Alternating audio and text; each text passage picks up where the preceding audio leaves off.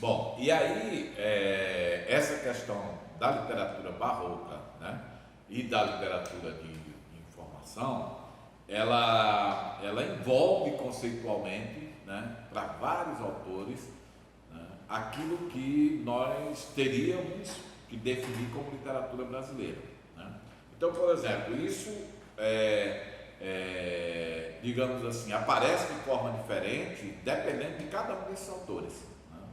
Então, por exemplo, lá para o Antônio Cândido, né, nós temos esses dois períodos, quinhentismo e seiscentismo, né, envolvendo, digamos assim, o processo de formação da nossa literatura, que só iniciaria a partir do arcadismo. Né? E isso por quê? Porque, olha só, nós temos que considerar a chegada dos portugueses, né?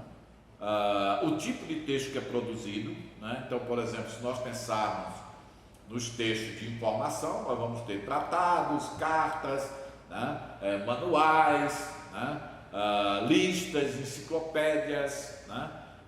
Que são conhecimentos não literários e textos não literários.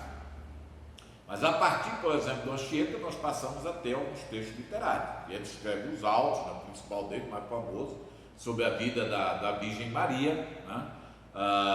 E também escreve os tratados da língua mais usada na costa do Brasil. Que língua é essa? Tupi. E por que o Anchieta escreve isso? Simples, porque ele pretende pedagogicamente ensinar ao índio o idioma português. E aí é onde você começa a ter o processo de desaculturação do índio. É o momento que nós começamos a ter índios falando português. Nós levamos um processo de 300 anos, mais ou menos, para isso acontecer. Né? Mas no final de 300 anos, o quadro vai se inverter. Se logo que os portugueses chegaram ao Brasil, logo que o Anchieta começou a produzir a obra dele, quase nenhum índio falava português, ao final disso, a maioria dos índios passou a falar o português.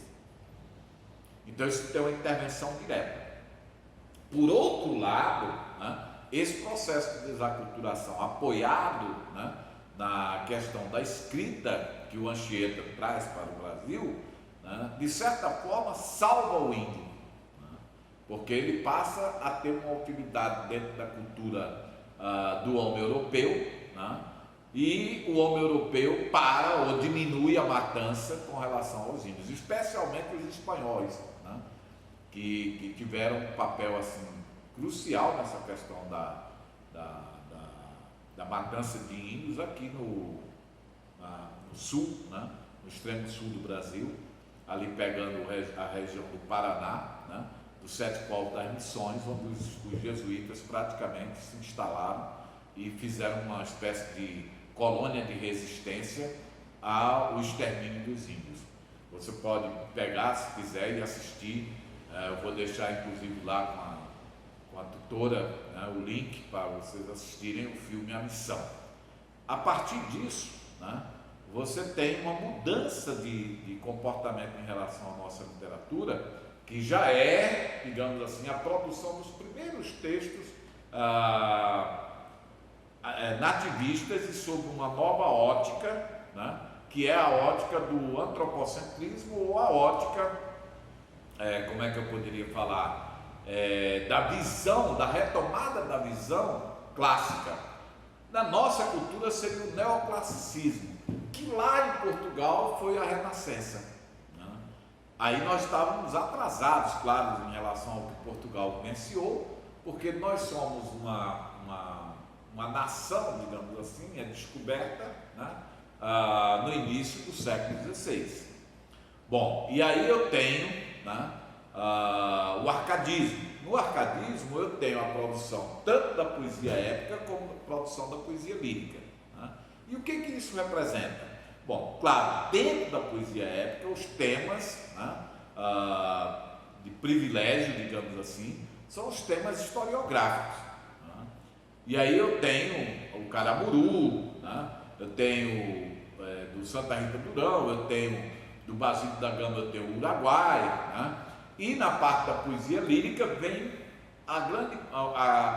o início do arcadismo, que são as obras de Cláudio Manuel da Costa, e talvez o texto mais famoso, né, de Tomás Antônio Gonzaga, que é o Marília de Liceu, né, baseado na relação dele com a Maria Doroteia, né? Quer dizer, há uma fundamentação histórica, mas o texto é lírico, né?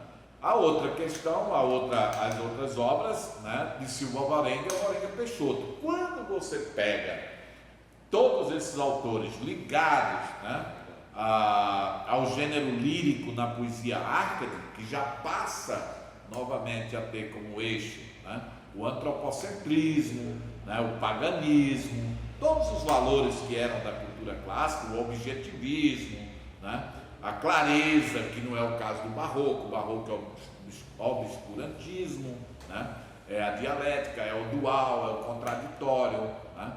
Então você tem aí dentro da perspectiva da literatura do arcadismo, a perspectiva do neoclassicismo ou da retomada do que era clássico, né?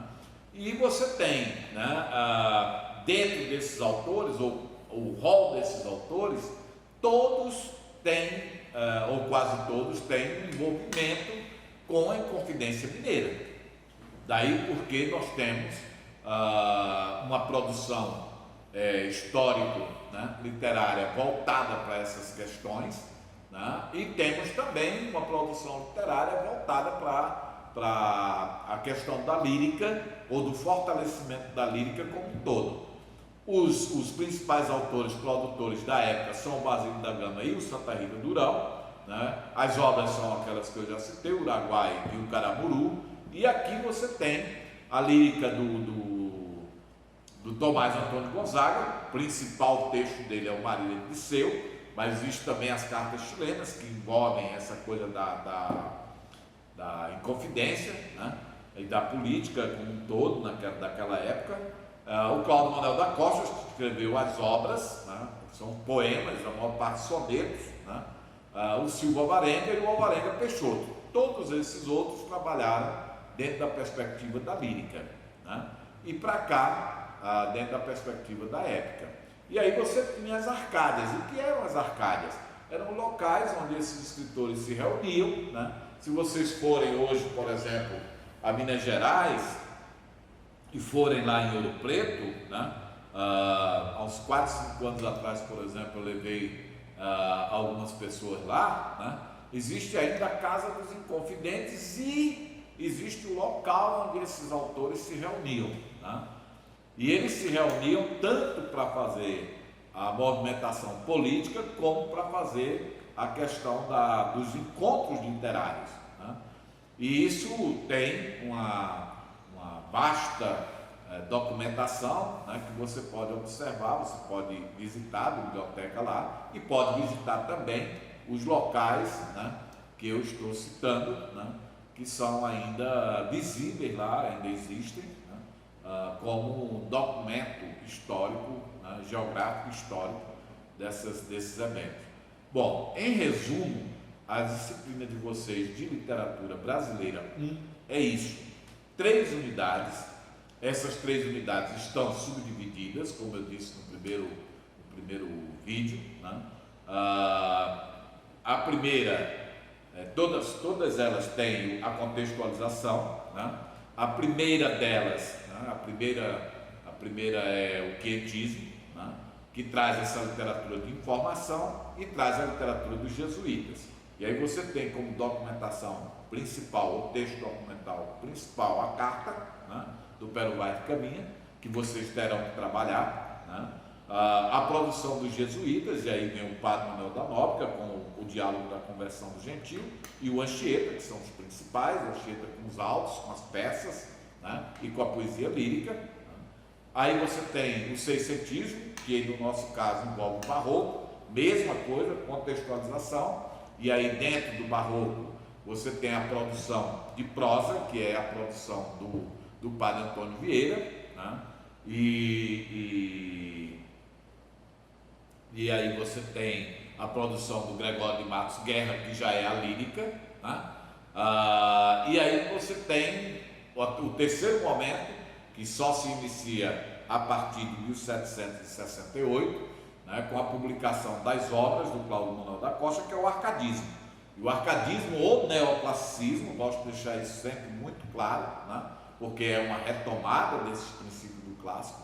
Aí você tem os inconfidentes, os poetas inconfidentes, que estão muito vinculados à inconfidência, que todos trabalham ali dentro da perspectiva da lírica, que é o Tomás Antônio Gonzaga, Cláudio Manuel da Costa e o Alvarenga Peixoto, né, os dois primeiros envolvidíssimos nessa questão da inconfidência. E aí você tem a poesia épica, que abrange a produção literária do Santa Rita do Durão, do Caramuru, e do Basílio da Gama, né, que é o Uruguai, talvez o primeiro texto épico da nossa formação de literatura brasileira, ok? Então, basicamente é isso, pessoal. Eu espero que a gente tenha uma disciplina bastante produtiva, né, e que a gente consiga caminhar juntos para a segunda etapa da literatura brasileira, que seria já com o romantismo acontecendo em 1836, com o Brasil gozando aí de uma certa independência em relação à coroa, né, de aproximadamente 14 anos, porque nós ficamos independentes em 1822 e o romantismo, assim como marco histórico, né, de seu início, em 1836, né, com suspiros poéticos e saudades do Gonçalves Magalhães.